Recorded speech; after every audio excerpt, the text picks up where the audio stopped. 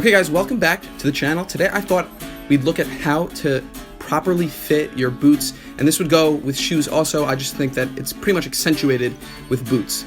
So the first way, this is a way that I think it works well for me, and I haven't seen a lot of other people recommend this method. So really listen closely for this one. When you put on your boots, you should look at how the two sides where you lace up the boots, how far apart they spread. And to me, this is going to show you the proportions of the rest of the boot. It should. And so if you look at a picture of my Doc Martens, when I lace those up, I complain a lot that my foot is sliding around because although the length is good, the laces are almost touching from both sides of the vamp. And so to me, that shows that it's not a secure fit because those laces are supposed to be pressing down against your foot to hold it in place, right? To secure your foot. And so if they're too close, that means that there's a lot of extra room there. Now, at the same time, if they're too far apart, it usually means that the shoe is very tight, right? So you want to make sure that they're pretty much an inch apart, and I'll show maybe a picture of my Iron Rangers, and you can see these fit me so well and so perfectly because there's pretty much just like the width of like my knuckle on my thumb. It's pretty much just like an inch apart. And so to me, they fit perfectly. It's snug, but it's not too snug, and it really does show the proportions of the rest of the shoe. It's my toe is almost touching the end, but it's not touching the tip of the boot.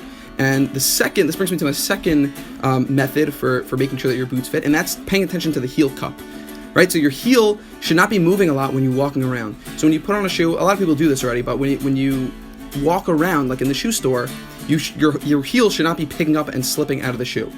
So another problem I have with Doc Martens and also with Blundstones is that this is also related to the laces, but there's too much room in the back. It's too wide of a heel cup, and you want your heel to be secure in place. Sometimes you'll see boots that there's like almost like an indentation into your Achilles tendon, and that's also for the same reason. You want to keep that heel secure, and a great way to test this, even better than just walking around, is to go up a flight of stairs, and that will, because of the gravity of the stairs when you're walking up the stairs, you shouldn't feel any of that shoe coming out underneath your foot.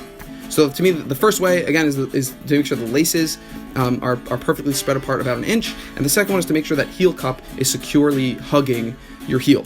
Now the third way, a lot of people debate how far away your toes should be from the edge of the shoe, from the end of the shoe.